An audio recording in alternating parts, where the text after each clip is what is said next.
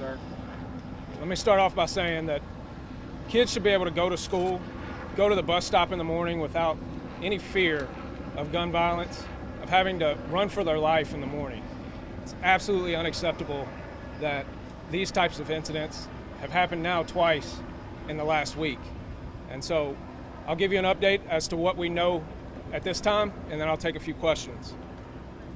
A young woman was walking to the bus stop with a young child this morning when shots were fired by a suspect. When LMPD officers arrived on scene, they located this woman. She was transported to University of Louisville Hospital, where she was pronounced deceased. That happened at approximately 8 a.m. at 11th and Chestnut, just near the YMCA and several school bus stops. Officers and detectives have since worked with JCPS police to identify and locate a 15-year-old suspect who we have taken into custody and is currently being interviewed by homicide detectives. I want to remind you that these are not anonymous faces of kids and gunmen. These are our kids. These are our kids in our neighborhoods and our communities that we're talking about. These are lives that are forever changed because of incidents like this, whether they are the actual victim or they experience this, they witness this. This is a traumatic event for so many people that changes neighborhoods for the worse. This is the second time in a week that we're talking about this, and it is absolutely pathetic. It is something that us as a community, we have to do more. I am very proud that we've talked over the last couple months about how homicide rates are down and violent crime rates are down. That's great, but it's obviously not where it needs to be. Any of these incidents is too many. LMPD, the community, the Metro Council, I see council members here. I appreciate you being here. We all have to do more to get this under control. Anytime we're talking about a 15-year-old suspect who has now killed a woman and done it in front of very small children, it's absolutely unacceptable, and we're not going to tolerate it. And we're going to work together as a community to make sure we solve this, bring justice to this family, and prevent this from happening anytime in the future. Questions? Chief, was there a connection between the victim and the suspect, or was there a confrontation before? So the question was there a confrontation or any known relationship between the victim and the suspect? That's part of the investigation that we have going on right now, and as soon as we're available, we'll make that information available to you as soon as we can confirm. What's going to be done about the kids who may witness this? I cannot hear you. What's going to be done about the kids in the vicinity who may have witnessed this? So the question is, what's going to be done about the kids in the vicinity who may have witnessed this?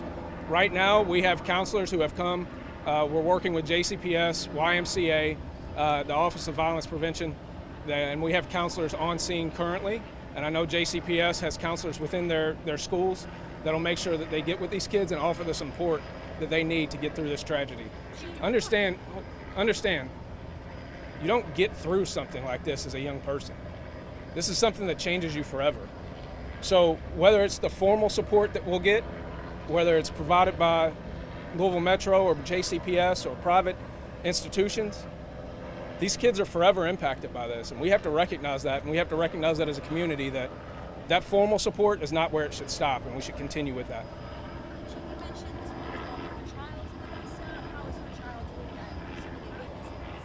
So the question was, she was walking a child to the bus stop at the time. How is the child doing? The child was not physically injured, but we are in contact with the family and trying to make sure that that family gets the services and support that they need. Are there possibilities that the parent of the 15-year-old suspect could face charges? The question was about the parent of the 15-year-old suspect, and that'll be part of the investigation. And if it's appropriate that this parent was somehow contributing to this level of violence that this kid was involved in, we'll make sure that that's dealt with appropriately, and we'll handle that. Chief, do you know? Do we know approximately how many children were around this time? The question was, do we know how many children were around at this time? I don't have an exact number on that, but it was several.